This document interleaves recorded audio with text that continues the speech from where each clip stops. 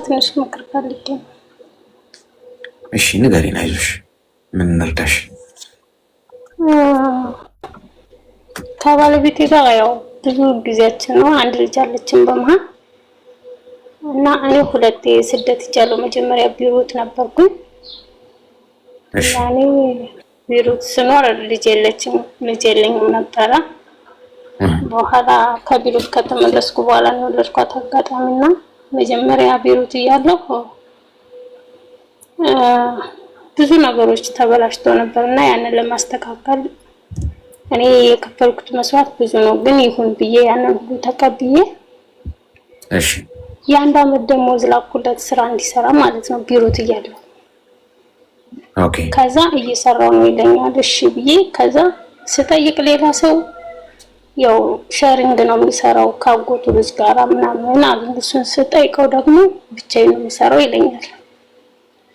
እሺ ከዛ እንደዛ እያለ በቃ ከዚህ በኋላ እኔ ብር አልክልህም፣ ባለ ገንዘብ ተንቀሳቀስ፣ በቃ ራሳችንን መቻል ነው ያለብን ከዚህ በኋላ፣ ስለዚህ ጠንክረ ስራ፣ እኔም እዚህ ጠንክሬ እሰራለሁ ምናምን ብዬው እሺ ተባብለን ከዛ ለካ እውነትም ሼሪንግ ነው ባልመሰሩት ማለት ነው። እሺ መጨረሻ ላይ ያኛው ያጎቱ ልጅ ያክስቱ ልጅ ሂሳብ የማይሰሩ ምንም አይሉ መጨረሻ ላይ በቃ ሲጣሉ ያለውን ነገር ያኛው በቃ ክዶታል ማለት ነው። ሲክደው ለኔ ያልነገሩኝም።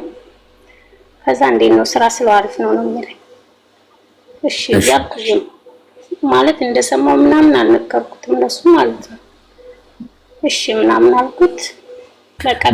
ምን ያህል ብር ነው አጠቃላይ የላክሽው? የአንድ አመት ደሞዜን ነው የላኩለት መጀመሪያ ላይ ማለት ነው። ሙሉ አንድ ብር ሳልቀንስ እኮ ምን ያህል ይሆናል መጠኑ? ቢያንስ 200 ሺህ ብር ምናምን ቢሆን ነው በሰዓቱ ማለት ነው። እሺ ከዛ እንደዛ ያለን እየሰራው እዚህ እየሰራው ግን እንደሰማው አልነገርኩትም። አሪፍ ነው ይለኛል ምናምን። መጨረሻ ላይ ስልኩን ዘጋ፣ አድራሻውን አጠፋ ማለት ቤተሰቡ ሁሉም ያውቃል በህጋው ነው የተጋባ ነው ማለት ነው። እሺ ከዛ ስልኩን ቢሲለኝ 15 ቀን ሙሉ አይሰራም ስልኩ። ከዛ መጨረሻ ላይ ዳይሬክት ስደውል ካርድ ሞልቼ አያነሳውም። ከዛማ የሆነ ወደ ማታ አካባቢ ደግሞ ስደውልለት አብራው ያለችው ያጎቱ ልጅ ናትና እሷ አነሳችው። ከዛ የት ሄዶ ነው ምናምን ስላት አይ እሱ አሁን ስራ እየሰራ አይደለም በቃ እንደዚህ ነው ምናምን ብላ ያለውን ነገር ነገረችኝ ማለት ነው እሷ። ከዛ ለምን እንዴት ስላት እኔ እንጃ ግን እንደዚህ ተጣልቶ በቃ አሁን እሱም ዝም ብሎ ብቻውን እያወራ ነው ምናምን አለች። ከዛ እኔ ምንም አላልኩም በቃሽ ብዬ ስልኩን ዘጋሁት። እኔም ኢሞዬን ምናምን ደለኩት ማለት ነው። እንዲያገኘኝ አልፈለኩም። ከዛ እንደዛ አርጌ የኖርኩኝ ከዛ ከሱ ለሁለት አመት የሄድኩትን በሱ ምክንያት 2 አመት ደገምኩኝ ማለት ነው። ከዛ እንደዛ ብዬ እነፋዘር ምናምን ስፈልግ ቀጥታ አንዳንዴ ካርድ ሞላና ከወራ አንዴም ሆነ ከ15 ቀን አንዴ አገኛቸዋለሁ ማለት ነው። ግን ለነሱ አልነገርኳቸው ያለውን ነገር። እሺ ከዛ እንደዛ ያለ ከዛ መጨረሻ ላይ ሁሉ ነገር ጨርሼ ሄድኩ። ከዛ ፋዘርም በቃ ያጋጥማል ገንዘብ አንቺ ማታቂያቸው ሰው የሆነ ማታቂ ሰው ባዳ ሰው ቢበላሽ ችግር የለውም፣ ግን እሱም አጋጣሚ ነው ሰው ይሰሳታል። በቃ በገንዘብ ሰው ናቀይ ምናምን አለኝ። ያለውን ነገር ሲሰሙ ነፋዘርም ተቆጡኝ። በቃ አብራችሁ ስሩ አሁን በራሳችሁ ያላችሁን ነገር እንትን በሉና እኔም ጨምርላችኋለሁ ምናምን አለ ፋዘር። መሬት ሽጬ ጨምርልሻለሁ እሱ ጋር የጠፋብሽ ምናምን እና ስታገኝ ከዳችሁ ነው የሚባለው እንደዚህ አታድርጊ ምናምን አለኝ ፋዘር ማለት ነው። እሺ ከዛ እሺ ብዬ በቃ ፋዘር እንደዛ ሲቆጡኝ እሺ ብዬ እሺ ቦታ እንግዛና የሆነ በቃ ባለኝ ብር አሁን ቦታ እንግዛና እኔ ተመልሼ ልስራ ቤት ይኖረን ስል አይስሩ እዚሁ ምናምን አትይጂ በቃ እሺ ብለን የሆነ እንትናልና ጥንተን ምናምን ሆቴል ሙሉ የሆቴል ዕቃ ገዝተን ምናምን ስራ ጀመርን ማለት ነው። እሺ ከዛ እንደዛ እየሰራን ያለ አጋጣሚ ረብሻ ነበር ወደኛ አካባቢ አማራ ክልል ውስጥ ነው። በዛ ምክንያት ደህና ስራ እየሰራን በዛ ምክንያት እቃችን ሁላ ምናምን እንትን አለ ወደመ ማለት ፋኖ ታበላላችሁ ምናምን ብሎ መከላከያ ገብቶ ሁሉ ነገር አሳጣኝ ማለት ነው በአንድ ቀላሊት። ከዛ እንደዛ ሲሆን እኔ ሃይምሮ የተረካበት ሰዓቱ ማለት ነው ያን ሁሉ ነገር በቃ ለምን በእኔ ላይ እንደዚህ ይሆናል ምናምን ብዬ ሃይምሮ የተነካበት ሰዓቱ የዛኔ ማለት ነው። እንደዛ ሲሆን በመሀል አመመኝ እኔና ጭንቀቱ ምናምን ተጨምሮ ለካ ነፍሰ ጡር ነው ያለው። ግን መድኃኒት እየተጠቀምኩ ነበር አጋጣሚ ተፈጥሯል። ከዛ ሲያመኝ ሐኪም ቤት ሲሄድ ጭንቀት ነው ምናምን አሉ። ነፍሰ ጡር እንደሆንኩማ አልነገሩኝም። በጣም ብዙ መድኃኒት ተሰጠኝ ምናምን መድፍ እየተወቀው ምናምን ታይፈስ ነው አሉ። ከዛ እንደገና እያመኛል በቃ ሆዴ ጤነኛ አይደለም። ለምንድን ነው ሆዴ ውስጥ የሆነ ነገር የሚንቀሳቀሰው ብዬ ሌላ ሆስፒታል ሄድኩኝ። ከዛ ሙሉ ምርመራ ሳደርግ የ4 ወር ከምናምን ነፍሰ ጡር ነሽ አሉ። ከዛ እኔ እኮ እንደዚህ ብሎ ብዙ መድኃኒት ወስጃለሁ ልጁ ጤነኛ ላይሆን ይችላል፣ ስለዚህ ለእኔም አደጋ ነው ምናምን ስላቸው እናያለን በቃ ወደ ራስሽ ተመለሽ ምናምን አሉ። እሺ ብዬ ክትትል ማድረግ ጀመርኩ። እግዚአብሔር ይመስገን ጤነኛ ልጅ ተወለደች ማለት ነው። ተወልዳ እሱ ይሰራል ያው እኔን እያመመኝ ስለሆነ እኔም ስራ ቆምኩኝ። ጭንቀቱ ምንም ተደራርቦ ወለድኩኝ። ወጥቼ ያው ብዙም አልተመቸኝም እንትን አልኩ። ተመልሼ ወደ ዱባይ መጣሁ። ከወለድኩ ወልጄ 1 አመት ከቆየሁ በኋላ አሁን ዱባይ መጥቼ ምናምን በቃ እኔ እንደዚህ በፊቱ እንዲደገምብኝ አልፈልግም። አሁን ልጅ ጥዬ ነው የመጣሁት። ስለዚህ እኔ ገንዘብ ማለክልም ምንም ማለክልም ራስህ ቻል አንተ እዚህ ስራ ነው ይዛ ሰራለሁ ባለው አየራው ጥዬ መጣሁ። 2 ጊዜም ስሰደድ ከሱ አንድ ብር እንትን ብዬ ማላቅ በራሴ ነው የምመጣው ማለት ነው። መጀመሪያም ጓደኛዬ ወስዳኝ ቢሩት ጓደኛዬ ወስዳኝ ነው እሱ ብዙ ጊዜ አበላሽቶብኝ ነበር እንዳልሄድና ጓደኛዬ እሷ ፕሮሰሱን ጀምራልኝ 1 ወር ደግሞ ስለቅቄ ነው ቢሩት ሲሄድ ራሱ ማለት ነው። እዚህም ስመጣ ከወንድሜ ተበድሬ የመጣሁት እና አሁን ላይ በቃ እሱ ምን እንደሚሰራ አላውቅም። በቃ ጥሩ ጎን እንዳለው ሆኖ ለገንዘብ ያለው ቦታ ዝቅተኛ ነው። በቃ ገንዘብን ስታከብሮ ያከብራል። ሲኖርህ ነው ሰው የሚወድህ። ለምንድን ነው እንደዚህ ብታደርገው ምናምን ስለው ሊረዳኝ አይችልም። አሁን ላይ ካወራን 2017 ሰኔ ላይ እንዳወራን ነው ማለት ነው። አናወራም 2017 አዎ ሰኔ ላይ አዎ አሁን 2018 አይደል ያው አመት ሊሆን ነው። አናወራም እና ብሎክ አላደረኩትም። ያው ልጄን ምናልባት አንዳንዴ ፎቶ ቢልክልኝ ብዬ ማለት ነው። ተለያይታችኋል ማለት ይቻላል ነው?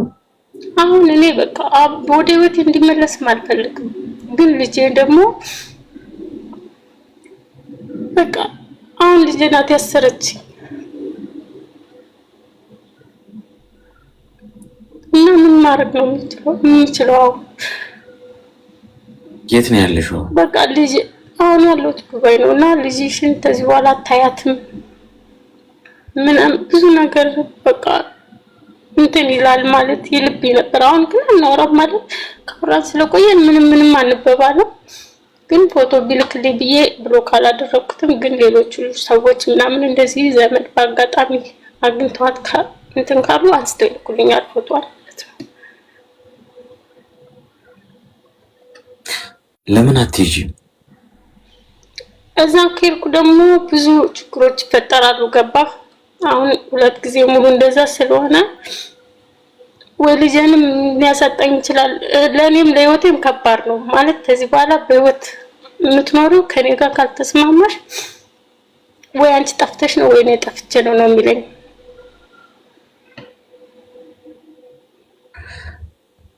እዛቸውን ወደ ጎን አድርጊው። ለዛቸው መፍትሄ አይጠፋም። ግን አሁን ይኸውልሽ አሁን መሄድሽ እኛ ልጅሽ ታስፈልግሻለች፣ እሷም ታስፈልጊያታለሽ። እንደዚህ ሆነሽ እስከ መቼ ነው የምትኖረው? ሰው ከአንቺ ጋር ከተጣላ ከአንቺ ጋር ካልተስማማ ባል ልጅና እናት እንዲገናኙ ማድረግ አንዳንዴ እኮ ዲና እኮ ያስፈልገናል። አብረን አንድ ትሪ ተጋርተው አብረው የበሉ የጠጡ ሰዎች ሲጣሉ ለምንድን ነው ሲለያዩ ጠላት የሚሆኑት? ለምን ይገፋ ማለት እዚህ ጋር ያልኩት በቃ ያጨቃጨቀን ገንዘብ ነው። ገንዘብ ተሰርቶ ይገኛል፣ ግን አንተ መማር አለብህ። ስለዚህ በመሀላችን ልጅ አለች። ይቺ ልጅ ደግሞ እናትም አባትም ያስፈልጋታል። ስለዚህ ተነጋግረን መፍታት ያለብንን ነገር እንፈታለን። አንተ ለምንድን ነው በጉልበት የምታስበው ምናምን ስለው አንቺ ወንድነትሽን ታሳይኛለሽ፣ እኔ ደግሞ ሴቱን እጠብቅሻለሁ አለኝ። ከዛ ጥቃኔ ማውራት አልፈለኩም። ገባ እኔ መጨቃጨቅም አልችልም። ጸጥ አልኩት በቃ። እሺ አሁን ተረጋጊና አዳምጪኝ። ይኸውልሽ አንደኛ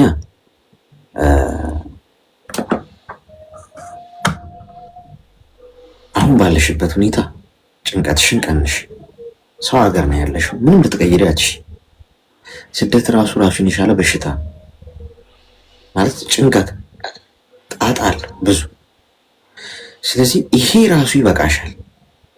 ልጅሽን ፈጣሪ ይጠብቅልሽ በጤና ሀገሪ ስትይ ታገኛታለሽ። አሁን ምንድነው በርቀት ሆነሽ ልጅሽን አሳየኝ ልጄን አሳየኝ ምናምን ስትይ ያው ክፉ ስለሆነ አንዳንድ ሰው ገብቶሻል። አሁን እኮ ችግር ያንን ቢያደርግ አሁን ለአንቺን የጠቀመሽ ምናምን ልጅ ሁሉ የሚጠቅመው የገዛ ልጁ እናቱን ስላሳይ ወይም ቢያገናኛችሁ ሊሆን ይችላል፣ በስልክ ወይ በቪዲዮ ወይ በምንም። ግን አንዴ ጥለነው ለምንሄደው ህይወት እንዲህ መገፋፋቱ ነው የማይገባኝ። ካልተግባባ ሰው በፍቅር እኮ ማሳደግ ይችላል ልጆቹ። አያችሁ አይደለም የምታገቧቸው ሰዎች ጭንብላቸው ሲገለጥ ምን አይነት ሰው እንደሆኑ። ሰውን በሰላም ጊዜ አይደለም የምታውቁት ጎበዝ።